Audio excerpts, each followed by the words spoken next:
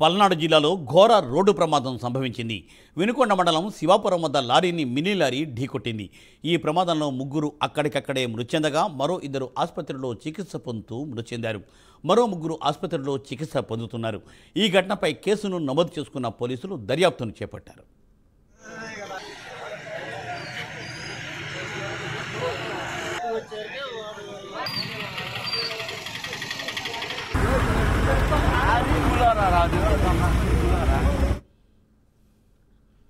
Right, దీనిపై మరింత సమాచారాన్ని మా ప్రతినిధి రవికృష్ణ అందిస్తారు. రవికృష్ణ, వినుకొండలో ప్రమాదం జరిగినట్టు తెలుస్తోంది.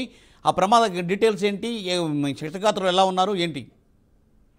అంటే మూర్తి, ఏదైతే పల్నాడు జిల్లా వినుకొండ మండలానికి సంబంధించి శివాపురం వద్ద ఈ రోజు ఉదయం అయితే మాత్రం ఘోర రోడ్డు ప్రమాదం చోటు చేసుకుంది. ఈ రోడ్డు ప్రమాదంలో 5గురు మృతి చెందినట్టు తెలుస్తుంది.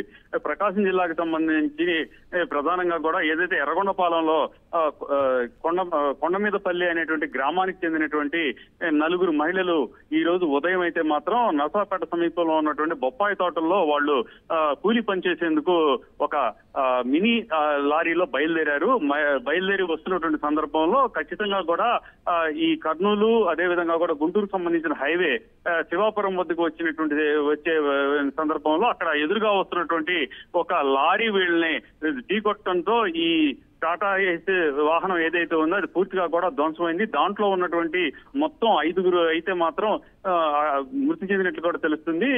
వెంటనే ప్రమాదం జరిగిన వెంటనే కూడా ఆ స్పాట్ లోనే మృతి చెందారు. ఆ తర్వాత డ్రైవర్ ని మరో 2 మహిళలను అయితే మాత్రం సమీపంలో ఉన్నటువంటి వినుకొండ ప్రభుత్వ ఆసుపత్రికి తరలించారు. వాళ్ళ పరిస్థితి విషమంగా ఉండటంతో వాళ్ళని గుంటూరు ప్రభుత్వ ఆసుపత్రికి తీసుకొస్తున్నటువంటి సందర్భంలో మార్గం మధ్యనే వాళ్ళు మృతి చెందినట్టు తెలుస్తుంది. ప్రధానంగా కూడా పొట్టగూటు కోసం కూలీ పనులు చేసుకుంటూ వస్తున్నటువంటి మహిళలు ఎవరైతే ఉన్నారో వాళ్ళు ఈ విధంగా కూడా రోడ్డు యాక్సిడెంట్ అయ్యి చనిపోవడం మాత్రం చాలా బాధాకరమైన విషయంగా కూడా పరిగణిస్తున్న పరిస్థితి కనపడుతుంది. దీనికి వెంటనే కూడా ఈ రవాణా శాఖ మంత్రి స్పందించారు.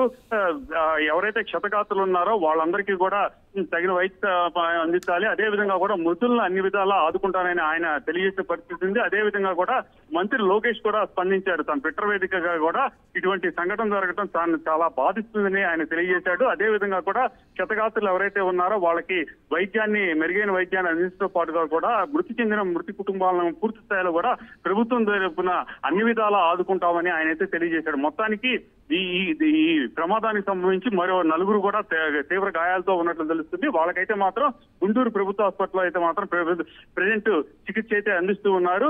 దీనికి సంబంధించి పోలీసులు అయితే మాత్రం ప్రజెంట్ కేసు నమోదు చేసి విచారణ అయితే చేపట్టినట్టు తెలుస్తుంది. Murthy, thank you Ravikrishna, thanks for update.